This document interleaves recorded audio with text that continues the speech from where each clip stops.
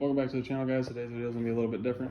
Today's video we're going to disassemble this big block. It's a buddy of mine's big block. It was left in the back of a box truck with a door open for a few years. Supposedly it's a brand new rebuild, 0 miles. He's concerned there's water that got in the bores, being that there's no spark plugs in the cylinder heads. So I'm going to disassemble this thing, take a look at it and see if it's worth rebuilding. If so, maybe we'll put some go fast parts in it and set it down in a square body. Hope you enjoy the video. Thanks for watching.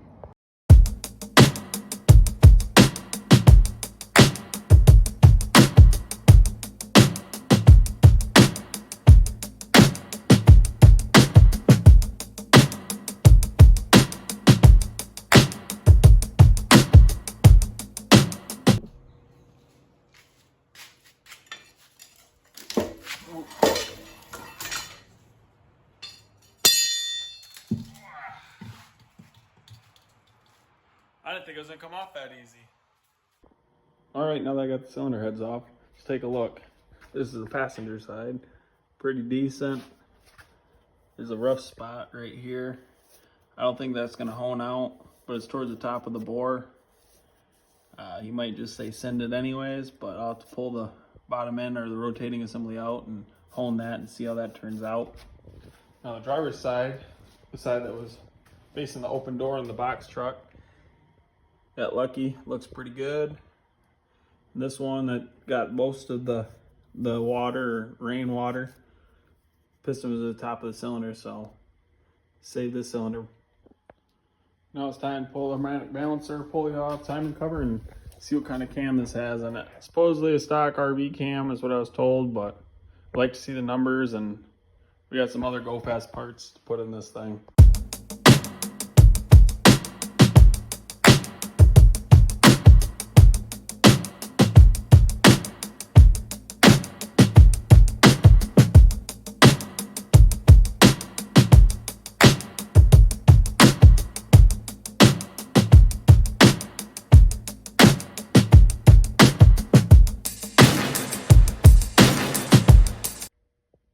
Well, I had to put a little bit of effort into that.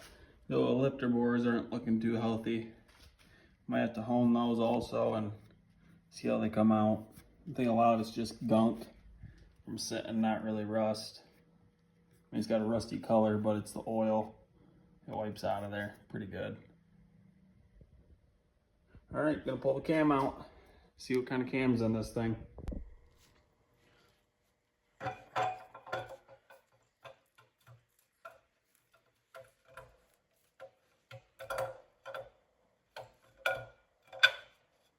As you can see, it has never been started, fresh cam lobes. Alright, well, here's the numbers on the end of the cam. Did a quick Google search.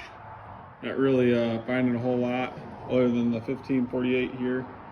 A lot of stock cam information that I've run across with those numbers, but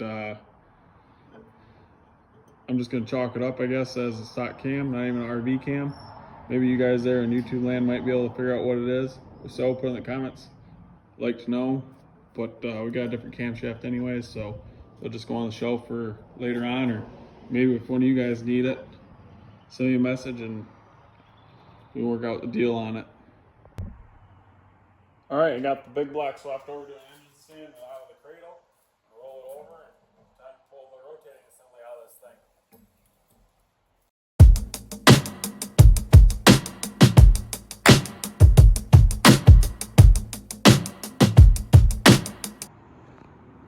Bottom end don't look too bad either for sitting as long as it has. Looks brand new, just like they said. 0 miles on it. 2-bolt main. I'm gonna pull the rotating assembly out, make sure that the rings move freely, relube the bearings, clean the block, hone the cylinders, and I'll end up putting it back together.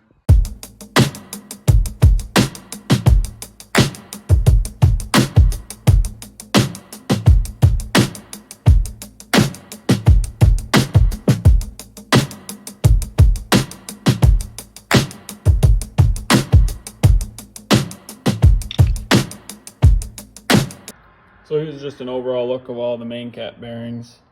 brand new. I think there's just a little bit of wear from rotating, probably somebody rotating it dry from sitting. But definitely going to be able to reuse these bearings, so that's a plus. So before I pull the rest of this rotating assembly out, I noticed there wasn't any markings on the rods to identify which cylinder they go to, so I took this punch, just went through and put the number of dots for each cylinder. So this number 8 cylinder, 8 dots, 4 dots for number 4 cylinder, and goes just like so down the line. So that way when I pull it apart, I can put everything back in the correct place it came out of. Also, when you're rotating over and breaking the rods loose, I recommend you getting a crank socket like so. Slides over the end of the crank and not using a harmonic balancer bolt. Sadly, the socket I have for a small block, and as you can see, it's too small. So I am going to go with do as I say, not do as I do. But I'm going to put this bolt in the end of the crank, and that's what I'm going to use to turn this over with because I don't have the proper socket. But if you can, get a crank socket. Makes it easier and it's less chance of messing anything up.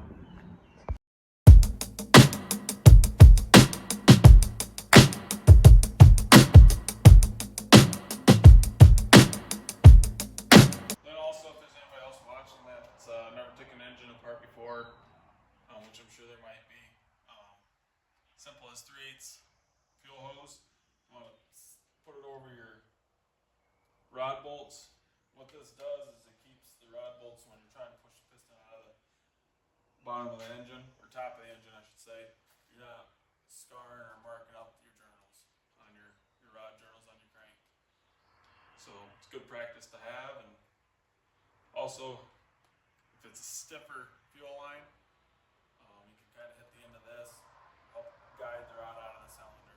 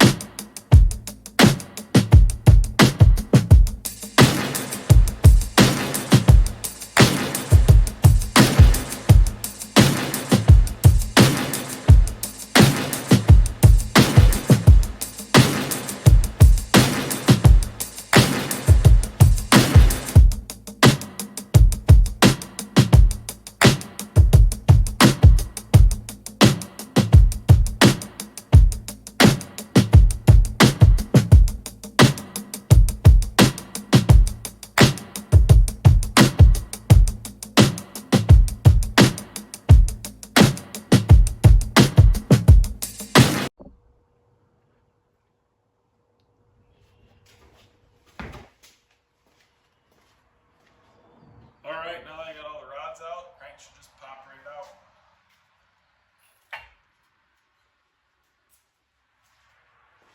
Now with the crank out, kind of get an overall look, see what everything looks like. The other side of the main bearings, they look brand new. Same thing, just a little bit of wear from probably rolling over, dry. Definitely reusable, we're going to use them. And also numbered and marked the main bearings that were in the block. So that way I keep the bearings matched with the caps, because whoever probably professionally built this engine had the clearances set for those bearings in those specific spots. So I'm not gonna mismatch any of that and reduce the chance of failure or engine failure. Now that I got the rotating assembly out, I'm gonna hone the cylinders that are needed. Try to clean some of this stuff out, like right here, and then a little bit of stuff down in there. Majority of the bores are in fairly good shape. Here on the other side of the engine, I noticed where this one was up.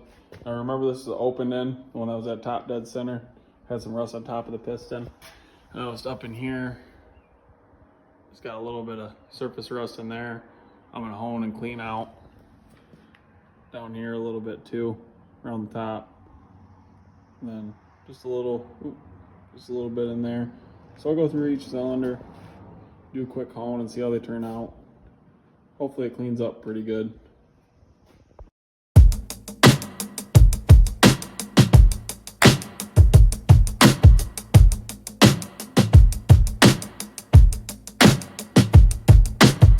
All right, this is what it's starting to look like after hitting each cylinder with a dingle ball hone a few times.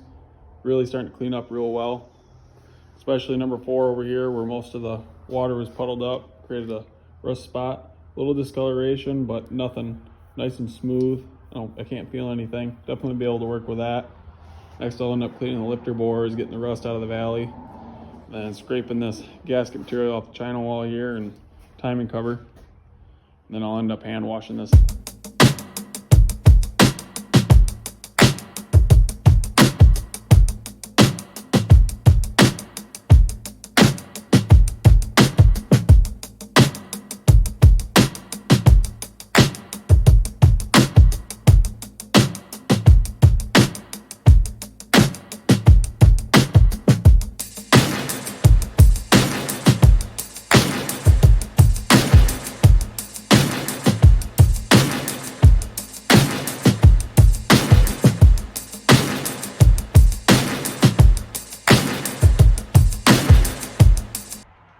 Just finished washing the block with Dawn dish soap and hot water and utensil brushes. Cleaning every bolt hole and oil galley, make sure it's free of debris. Sprayed off the garden hose. Then hit it with some brake cleaner, clean everything off. And then sprayed over it with WD-40, flash rust. I think this thing's ready to have the rotating assembly put back in it. But I gotta order some parts because some of the pistons are on the block. Pistons are alright, but if you can take a look here at the rings, pretty gummed up, rust water, the rain water, and I'm not going to take a chance of using these rings. Rings are cheap enough, so I'm going to pull the rings off, clean up the pistons, slap a new set of rings. So I think that's it for this video. Keep an eye out for part 2. I'll get some parts in, and hopefully we get the whole engine reassembled in the same video and fire it up. Appreciate you guys watching. If you like the video, make sure to like,